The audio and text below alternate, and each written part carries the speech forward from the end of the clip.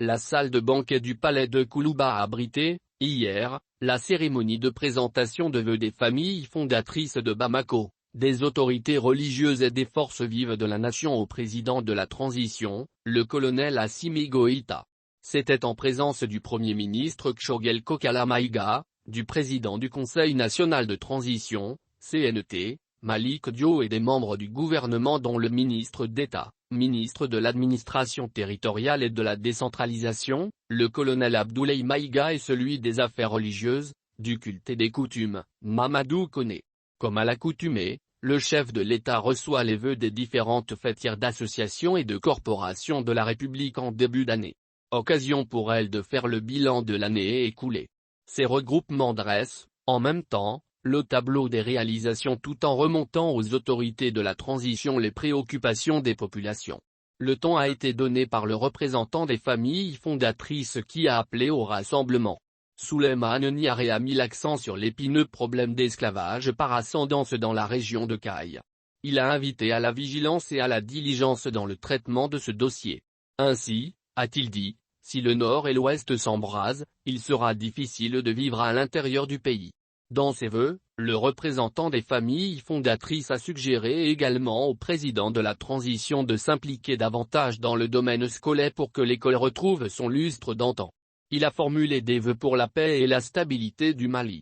Quant au représentant du Haut Conseil islamique, il a surtout prié pour la réussite de la transition, indiquant que cet échange direct avec le colonel Assimi Goïta est une marque de considération et d'estime à l'égard de son peuple. Ibrahim Kontao a souligné qu'il y a une nette amélioration de la sécurité sur l'ensemble du territoire national.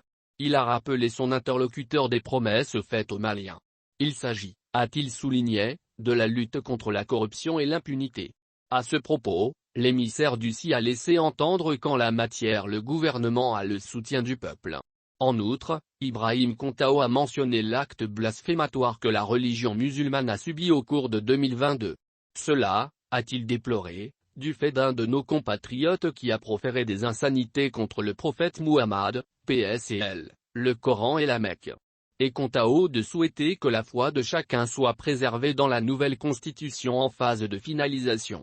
Parlant de l'école, il s'est réjoui du bon déroulement de l'année scolaire et de la bonne tenue des examens. Abondant dans le même sens, le président de la conférence épiscopale du Mali a salué les efforts du gouvernement pour stabiliser l'école.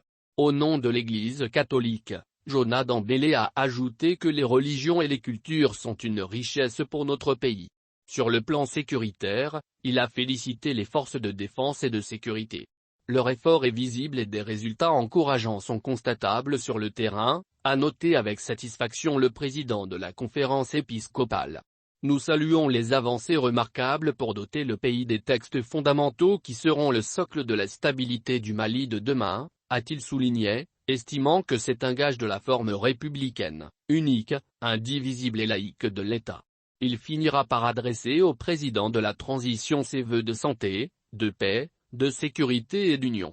Pour sa part, le révérend Dernou Aguin Fayatara, au nom de la communauté chrétienne évangélique protestante au Mali, a confirmé que les progrès sont remarquables en termes de sécurité. Il a rapporté que sa communauté a accueilli favorablement l'avant-projet de constitution et l'annonce du chronogramme des élections. Quant au président du Conseil national de la société civile, Brahima Aley Touré, il a salué les grandes réalisations des autorités parmi lesquelles l'équipement des FAMA, la promulgation de la loi électorale, la désignation des membres de l'autorité indépendante de gestion des élections, la reconnaissance des légitimités traditionnelles, la création de la carte nationale d'identité biométrique. En réponse, le président de la transition a assuré prendre bonne note des préoccupations des uns et des autres.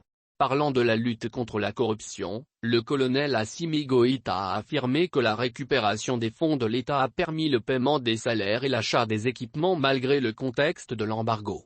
Il est revenu sur les trois principes clés guidant la transition, à savoir le respect de la souveraineté du Mali, le respect des choix stratégiques et du partenariat opéré par le Mali et la défense des intérêts du peuple malien dans les prises de décision. Le chef de l'État a exhorté à l'union sacrée autour du Mali, affirmant que la mise en place des démembrements de l'EJ au niveau régional demande l'implication des forces vives de la nation pour sa réussite. Se prononçant sur la nouvelle constitution et le référendum, il dira qu'avec l'inclusivité le gouvernement y ira jusqu'au bout. Puisque, a-t-il poursuivi, ceux-ci font partie des recommandations des Assises nationales de la refondation, comme à l'image des réformes politiques et institutionnelles, la création de l'EJ et l'augmentation des membres du CNT. Ce faisant, le colonel Assimi Goïta a fait remarquer que 55 actions seront prioritaires pendant la transition. Il a précisé que les autres actions seront des programmations post-transition. En formulant des vœux à l'endroit de ses hôtes, le chef de l'État leur a souhaité bonne et heureuse année 2023.